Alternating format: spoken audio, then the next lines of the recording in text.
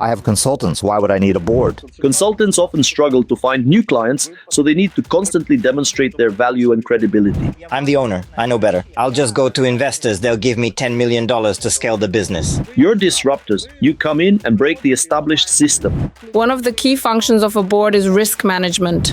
We need to learn how to build new, more effective business relationships.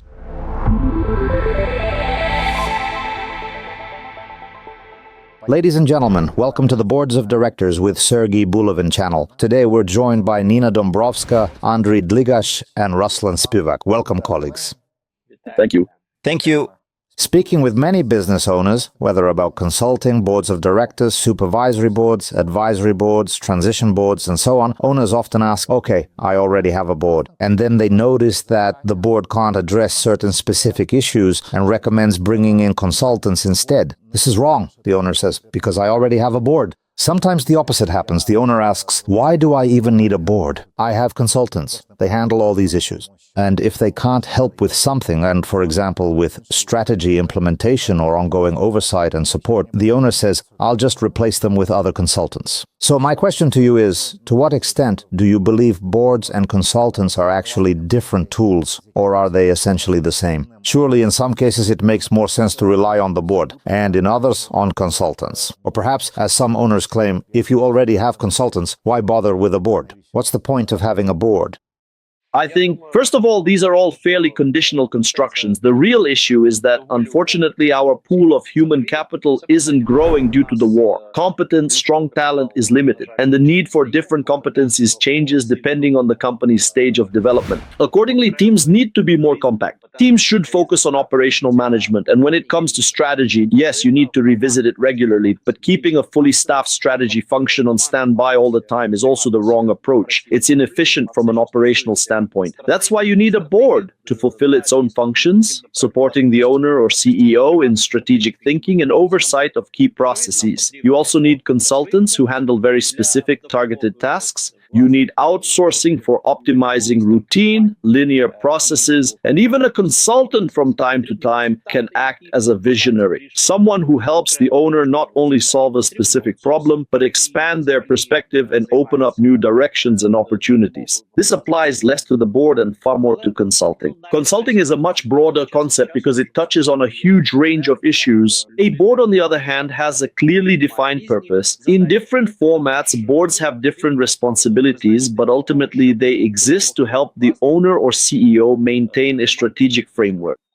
From my perspective, I can add to that. You've described several typical scenarios very well, but I think in our market, the more common situation is that most businesses have used consultants at some point in their development, while boards are a much newer concept. And there are relatively few companies that actually use this tool in practice. So we're in a situation where owners more or less understand consultants, when and how to use them, but the question of what a board actually delivers and how it differs remains unclear, and perhaps that's exactly the angle we should explore. It's also important to recognize that consultants differ significantly in terms of their level of involvement. It can be a very short engagement, come in, advise, and leave. But there are also owners who work with consultants on a long-term, ongoing basis. This whole issue of time, in my view, is absolutely key, because when we talk about long-term consultants and a board as a 100% long-term instrument, then that's where the overlap becomes bigger. And it's really worth digging deeper into what actually distinguishes the two. A short-term consulting engagement, even when we're talking about a month, maybe 6 weeks of involvement, is essentially a quick snapshot, a recommendation, and an exit. Meaning without responsibility for the outcome. I don't know. I'm not sure. Look, my consulting firm turns 30 this year, and I can tell you, I have several clients who've been with us for almost all 30 years. They come back every few years when they need a fresh perspective, a new direction, a brand launch, a new business line, or entry into a new market. First, consultants have reputations, and that reputation is extremely valuable because the work of a consultant, oddly enough, is more public than the work of a board. Second, if you look at the companies in the country, here I have Forbes in front of me, the the top 100 companies barely change over time. It's difficult for consultants to find new clients, and so they must constantly prove their effectiveness. I'd frame it differently. A board is something that is continuously immersed in the company's activity. The value of the board lies in the fact that it understands the company's situation deeply, yet maintains a level of reflective distance. With consulting, it's the opposite. Consultants are valuable precisely because they always come from a reflective external position. They understand less about the specifics of the company itself, but they understand the practices, opportunities, and wider landscape better. They see the things that are invisible to management because of operational bias. So there's no point arguing about why they're different. They're like the left and right hand, both essential with their own functions, and at different stages of a company's growth, one may be needed more than the other. Some companies simply aren't ready to form a board at the beginning. They work primarily with consultants at first, or the opposite. There are different stages where one structure or the other becomes relevant. And what Andrii mentioned is really important because strategic consulting is now widely established. Many companies maintain long-term consulting relationships. For such companies, forming a board later becomes quite difficult because they already have a very high level of confidence and trust in the people they've worked with for years. So I believe we need to look at the following. The core question is, what cultural and managerial function does the board perform? Why is it formed? And how does that align with the need to bring in consultants for specific tasks, or even for strategic collaboration? Because in my experience, I've had many cases where both the board and consultants work together on an ongoing basis, in very close cooperation, solving issues that neither side could have resolved alone. And that has literally saved companies from crisis or major problems. Colleagues, if we look not at a supervisory board, but for example, at an advisory board, a custom board, or a transitional board, especially when the owner also serves as the CEO, naturally oversight and control move to the background. And what comes to the forefront is development, dealing with current issues, and systematization. That's one side of the story. On the other hand, when an owner decides to create a board or bring consultants into the business, he or she inevitably formulates a very specific task or mandate. And when it's assumed that board members look at the business broadly, but not deeply, consultants, in contrast, look narrowly but very deeply. So, of course, there is a boundary between consultants and the board, and in each specific situation, one or the other may be more useful, or conversely more harmful, depending on the case.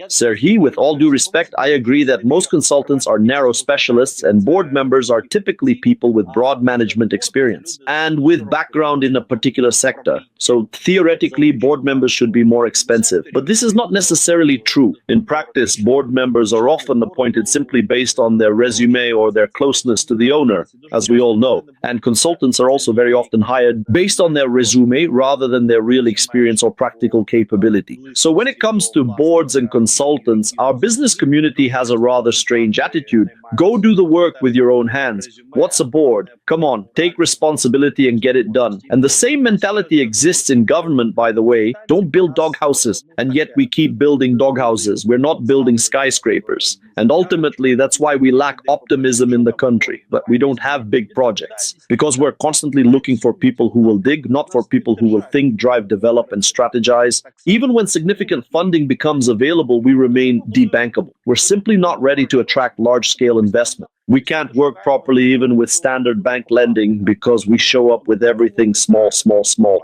We call this the second derivative effect. A business becomes successful, and then what happens next? You start producing new directions, but each one is smaller and weaker than the original success. Why? Because as an owner, you try to apply your own charter, your own experience. Instead of listening to people who understand other markets and other situations, you don't scale. You simply copy-paste your past success from the market where things work for you. This second derivative effect means every next business or project becomes smaller, less effective than the core one. And that's why Ukrainian businesses don't capitalize, don't scale, and remain weak in exports. And here's the key point. You as an owner, you may be brilliant, but you can't know everything or be successful in everything. You need to trust the experience of other people and other markets. You need to trust alternative perspectives even within your own market. Step back and look at what you're doing from a different angle. You must stop building your business around the people you currently have and currently trust. You need to look at the market, find where the money is, understand which business model can capture that value and grow. And for that, you constantly need new experience, new competencies, people who can help you build that new business. A board helps you as the owner represent your interest. It is always on your side. But that doesn't mean the board always agrees with you. Employees, by definition, are forced to align with your position to some extent. A board is exactly what allows you to have constructive opposition. Opposition grounded in facts and experience from people who match your scale of thinking and expertise and sometimes even exceed it. It's actually great when your board, whether it's a supervisory board or a strategic advisory board, has stronger competencies than you, because then it pulls you into new markets, new opportunities. Consultants, on the other hand, don't carry that long-term responsibility. A consultant may propose an idea you don't like, and you can simply decline it. You can hire multiple consultants for the same issue, compare their perspectives, benchmark their recommendations. A consultant's job is to give you a different viewpoint, a different solution, to package that solution, and to provide concrete answers. There are many types of consultants, but in any case, their work should continually elevate your business to a new level. And while with a board, you invest in building relationships, with a consultant, you're constantly making decisions. You can argue with them. You can disagree with them. You can terminate the contract whenever you want. So these are fundamentally different dynamics. We also need to acknowledge a major issue, a kind of devaluation of the quality of boards and consultants, because many owners have had negative experiences, big names with no real background, people who were very niche but were positioned as strong board members, despite having no genuine track record in strategic management. This often led to failure or poor results. The same applies to consultants. A major problem is that many clients arrive having worked with low-quality consultants who play their own game, whose only goal is to secure a loan at any cost, with any level of document quality, often compromising transparency and standards. And all this creates a cultural problem for the market. That's why I would start with culture. Culture has to be built first so that the owner can clearly understand why they need a board and what specific function the board is supposed to fulfill. Because when a board comes in and essentially says, go work with your hands, that's a completely different function. Yes, you can build a board that operates strictly on strategic advisory principles. You can also build a board that carries responsibility for certain committees and allows deeper involvement of selected board members in semi-operational activities. These are genuinely different formats. And when working with consultants,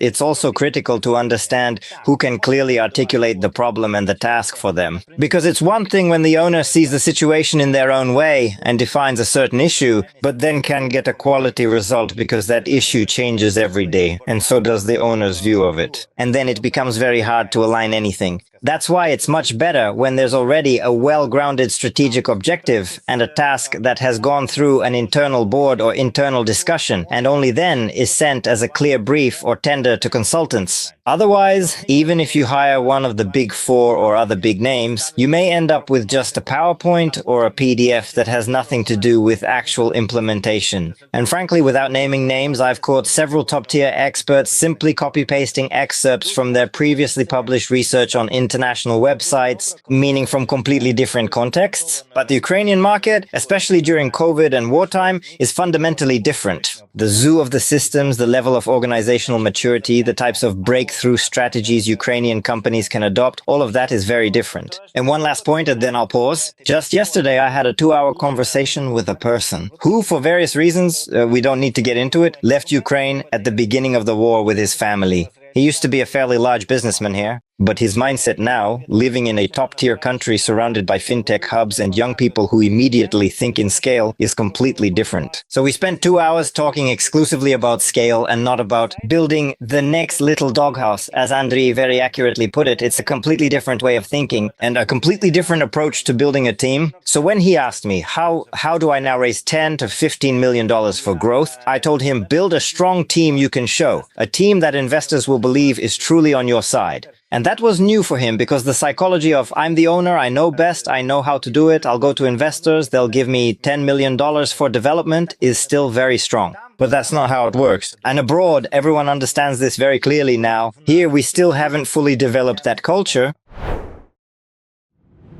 And I'd like to suggest that we simplify our points a bit and describe situations that cannot be solved by consultants alone, and conversely, situations where both tools can be effective. If there is a narrow, clearly defined task, for example, switching to a new accounting system, implementing IFRS, preparing for a first audit, this is a specific technical assignment that typically requires a consultant, not a board. The board can be helpful in diagnosing the broader problems and recommending to the owner that a consultant should be hired.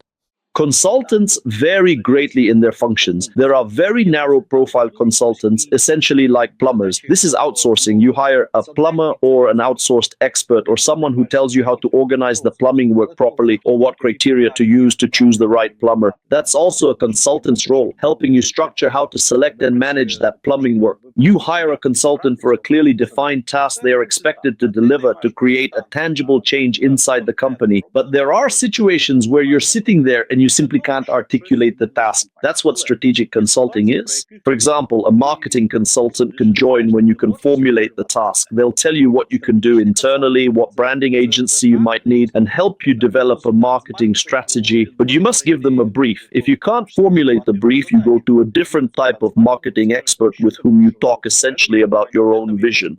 And they help you self-identify. They show you the full landscape of possibilities. Or you go to a strategist, a strategic consultant, and this often happens when you don't yet have a board, but there is a person or a group of people you consult with from time to time. In fact, Ruslan is also part of our community, the board business community, and this is precisely how we came up with the name board. We understood that not all Ukrainian businesses are yet ready to fully grasp what Sergiy always emphasizes. Any business that wants to scale, grow, or is already at least a mid-sized business must have a board in one format or another. And to help normalize this concept, what a board is and who a board member is, we created these friendly boards, an environment where you have competent people around you, people to whom you can throw your problems and who, through their experience, questions, and understanding of your business, can help you find a different way out of the situation. Very often, Ukrainian entrepreneurs form a board without actually forming a board, meaning they have a circle of acquaintances that informally performs the functions of a board. This is ineffective. It's not consulting because you generally don't pay for it, and it's not a board because these people are not consistently immersed in your business. They don't see the numbers. They don't have an objective picture. They help based solely on what you tell them. The advantage of real consulting and real boards is that they have access to actual data. Casual conversations are more like, my CEO is annoying me, I'm thinking of replacing him, what would you advise? And of course, a friend will always take your side. What does such a chat actually give you? You'll reinforce your own position, but is that position objective? Is it the right one for the business? Friendly conversations are nice, but it's far better to professionalize decision-making and learn to pay for advice from doctors, lawyers, consultants. These are people who work systematically. Monthly, bi-weekly, or quarterly meetings. They come prepared and provide reasoned, objective, modeled recommendations you can actually implement.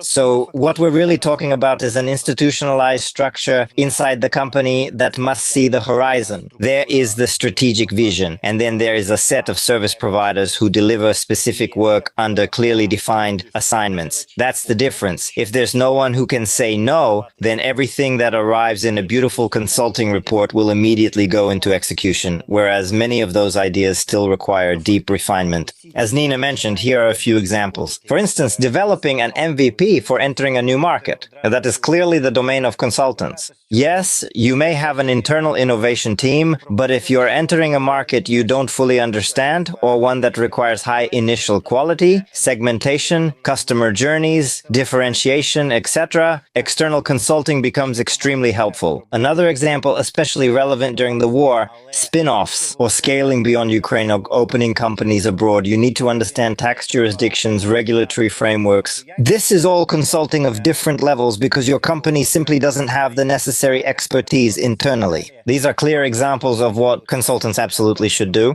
But when it comes to navigating the company strategically, what I always call the North Star, the destination you want to lead the company to, the long-term execution must be driven by the board. And this balance needs to be maintained. Otherwise, you'll constantly face a built-in conflict between the characteristic Ukrainian optimism and the harsh realities, the turbulence in which we operate. And this is not just about Ukraine, it's a global phenomenon nowadays. Although at the strategy level, the role of a consultant and the role of a board member or the board as a whole are very similar, even if you look at the explanations often used for a board chair role, for example, Kapellmeister or strategic facilitator. In any case, it closely resembles what a consultant might do as well.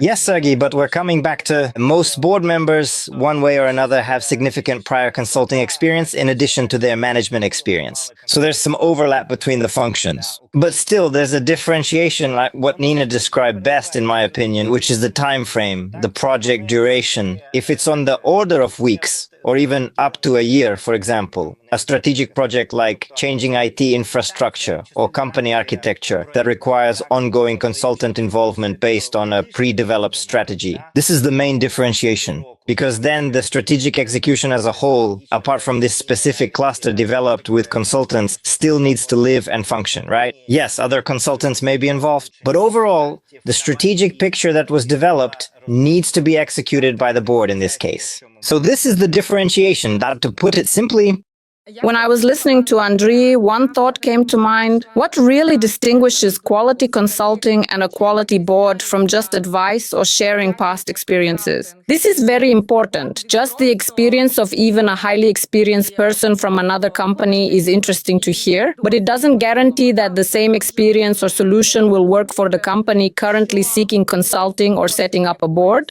Business, after all, isn't mathematics. The best solution for a company can only be developed in the context of understanding that specific company. And to create that understanding, you need to immerse yourself in the company. It's not just about saying, like, at Henkel, we did this, that, and the other, on the so you could do the same. That simply doesn't work. Personally, even when I hired consultants, I wasn't initially ready to pay for this. The most valuable outcome is the creation of a solution that is truly unique to this company. And this can only be achieved either by a consultant or by a board, but only if they fully understand the context.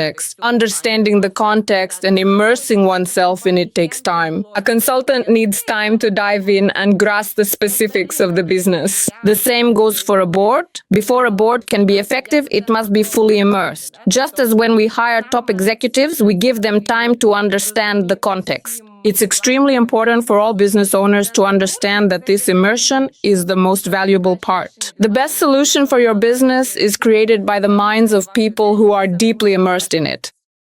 Yes, immersion is important, but again, this is where the key difference between a consultant and a board comes in. The board has ongoing immersion, and its value lies in knowing the company's history and witnessing its development over time. A consultant, on the other hand, appears at specific points. Their main strength is not immersion, but reflection, the ability to step back and provide perspective. An employee, however, unlike the board or a consultant, an employee has maximum immersion. This isn't a question of talent or competence, but the deeper you are immersed, the less capacity you have for reflection, because you're fully engaged in day-to-day operations. All your work is tied to this company, its clients, its processes, everything. You don't have access to information from competitors or analogous companies. Even when conducting research, it's from the perspective of your own company. A consultant who sees multiple studies and experiences can help you find innovative or alternative solutions and approach things differently. Employees' tasks aren't about doing things differently. Employees are focused on maintaining the status quo. This is why we're seeing a shift from KPI to OKR, from functional management to agile wherever possible. And it's no longer just IT companies. Many other organizations, including FMCG, have adopted these approaches. I believe, Nina, that Beehive Cosmetics is also a very agile company now, constantly experimenting and trying new approaches. Why? Because you are disruptors. You come in and shake up the market. Each employee, in addition to optimizing existing processes, must continuously push themselves to think differently, because the very idea of a disruptive company is to challenge and transform the market. In such functional organizations, it's difficult to remain consistently innovative. For example, at DTech, there was, until recently, a department dedicated to innovation in development. Agricultural companies, like others, also need to maintain a similar focus to stay competitive. On the one hand, you have traditional agronomy and traditional operational processes. On the other hand, when you want to digitalize precision farming, you create separate project teams that actually work in the format of internal consulting. These internal consultants experiment, test new approaches, then scale the practices and act as mentors for other, more functional and traditional business units. That's why I believe the boundaries between all these roles have become so blurred that it's more accurate to talk about practices rather than strict either-or distinctions. What do you think, can there be situations where the board and consultants step into each other's territory? And as a result, could this potentially lead to conflict, or conversely, can their interaction be structured in a way that creates synergy? My view is that both conflict and synergy can be positive. It's actually beneficial when consultants are hired to provoke the system. I often tell business owners, if there's a difficult situation inside the company, let's use us, the consultants, as the external enemy, so the team can consolidate internally. This works in some cases. But of course, in most situations, it's better to aim for synergy. Moreover, I observe this in companies like Fuzzy Group and other large organizations. Consultants sometimes serve as board members, sometimes step into operational roles, then exit, then return again. And all of this contributes to greater accountability and better understanding of effectiveness. However, my general advice is, don't try to turn board members or consultants into functional employees. Their value lies elsewhere. Don't pressure them into that role. Nothing good comes from it. Use everyone according to their role. And the core idea is this: some people are responsible for expanding the horizon, others help form the vision within that expanded horizon, others break it down into components, into projects, elements, building blocks, and others implement it. These are different people in reality. Success comes from ensuring that the transfer of meaning between these layers is not lost. So I have two pieces of advice here. The first is tricyclical management. In every company we work with, we separate the management system into three levels. The first top level is the vision level. This is where the owner, together with key executives, the CEO, the marketing or business development director, and the strategic group, occasionally involving consultants or facilitators and engaging with external thought partners, works on shaping the vision for expansion, scaling, or launching new directions. This process is not tied to any calendar cycle. It is a continuously ongoing process. When a new vision emerges, the vision cycle hands over to the second strategic level with the question, all right, how do we implement this? And now it becomes the task of the strategic board, together with company management and by hiring consultants in this field, to develop a transition strategy. This is a completely different management cycle. It is already much more connected to the business because it requires data analytics, structuring the idea, forming projects, and then transferring everything to the third lower functional level. At this level, strategy is no longer involved. It becomes the domain of functional execution, whether through calendar-based planning, agile, or any other operational model that ensures effective implementation. All these cycles operate independently. There is no requirement to have a plan ready by December 31st for the next year. That's an outdated approach from traditional corporate management. It still works somewhere, but for Ukrainian businesses, it must be far more adaptive, decoupled from calendars and tied instead to market development, business stage, and the emergence of new ideas. And this approach creates much greater synergy because roles shift depending on which cycle you are currently operating in. The key is agreeing on roles. First, never mix vision discussions with tactical issues in the same meeting. One meeting, one type of question. Second, always clarify what role you are in a specific project, conversation, or even within the board itself. If as a business owner you want to be a board member, you define your role there, and that is not the role of the CEO. We always advise owners not to take on the role of the board chair. Delegate these roles. Don't try to be the boss everywhere at once. The same applies to any project group. At Raiffeisen, and I don't think this is a big secret, there are occasionally very interesting long-term development projects. One of the core principles there is bringing together people from very different departments. Within these project teams, they all take on roles that are completely different from their functional day-to-day responsibilities. And that's extremely powerful. That's when breakthrough innovative projects are born. Let me offer a slightly different angle, not on the problem itself, but on something you, Sergey, touched on. I call it turf wars. These are the behind-the-scenes power games that happen between consultants, the board, the CEO, and the owners. I even gave a keynote at a major conference on exactly this topic because it's a significant issue, especially in large-scale businesses. Very often, when different groups inside the company have their own interests, and a consultant is hired, a battle begins for that consultant's loyalty, for shaping their narrative to fit certain predefined agendas, essentially to ensure the consultant's output aligns with the script that someone has already written. And that is a huge problem. I personally experienced major conflicts with owners and with the board when market entry practices lacked transparency. It reached the point where I had to show the true picture simply to stop the company from losing millions. Losses that would have happened if they followed only the board's preferred strategy. I was acting as the go-to-market consultant, and it became a major point of tension. It was deeply uncomfortable. It really was a war. That's why I call these things actor wars. I've seen a large financial group with operations in around 20 countries effectively destroy 2 of its businesses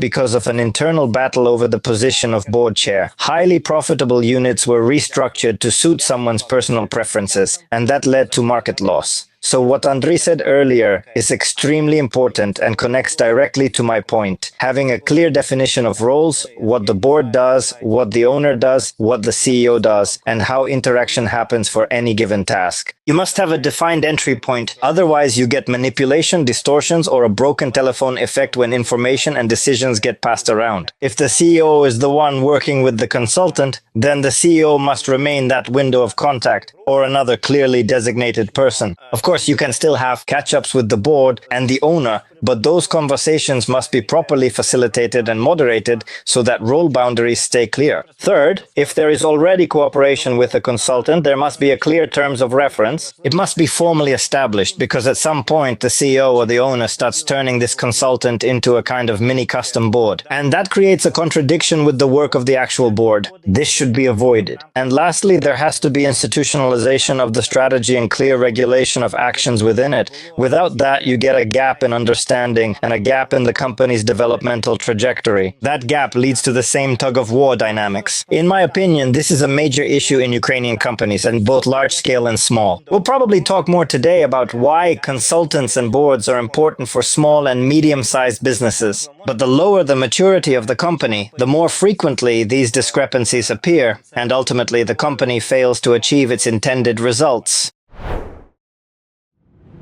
Colleagues, we've now discussed that both consultants and the board are different tools, each with its own advantages in specific situations, and that owners must learn and gain experience working with both. We covered the importance of clearly separating the vision, strategy, and execution levels, and consultants and the board fit into this architecture, and we agreed that the strategy must be institutionalized. So now, if we may, let's return to the SME segment, because we clearly understand that companies in the SME category, up to 250 employees and up to $50 million in annual revenue, must operate with extremely high market adaptability. These companies are constantly searching for new opportunities. They have enormous growth potential. With the right development, these companies can become very large businesses. On the one hand. On the other hand, there are certain nuances related to managerial discipline, for example, in such companies. One of our colleagues calls it managerial dysfunction when decisions are either not made or, if decisions are made, they are not implemented. Another nuance is that the owner does not always listen to the board, if there is one, or to the consultants. How do you think companies of this format can adapt the value of both boards and consultants in a way that actually works?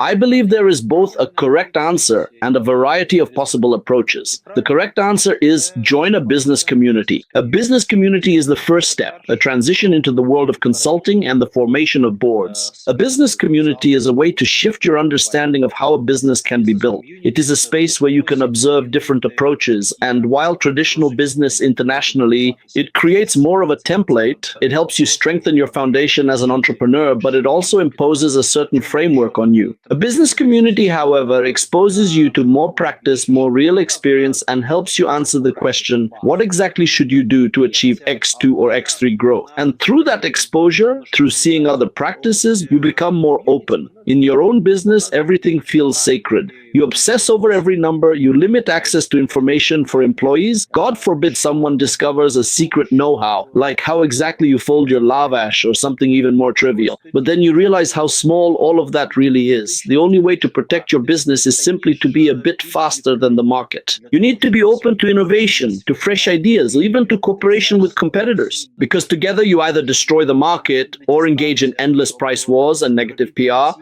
or you develop the overall culture of consumption and increase the margin potential of the whole sector. So you need to unite, to try things, to experiment, and that means you need a constant boost, or rather a turbo mode injection of new ideas, new experiences, new people, new trials that enrich your business. That's when agile practices, consultations, boards, all of that starts to activate. A board in the turbulent environment you enter is your armor. It's the thing that prevents you from making mistakes, because at some point, after absorbing all kinds of strategies and listening to futurists, you may suddenly want to do everything at once. But your personal capacity, even as a successful entrepreneur, may not be enough, and you can completely lose control when simultaneously You're optimizing something somewhere else. You're making huge investments in marketing and everything just falls apart. You launch new brands, they're underfunded, and as a result, nothing actually happens. A board helps you maintain not only sustainable development, but also balance, maneuver between finance, marketing, commercial operations, production, transformation, and IT. It helps you set priorities correctly and balance the development process. That is its function.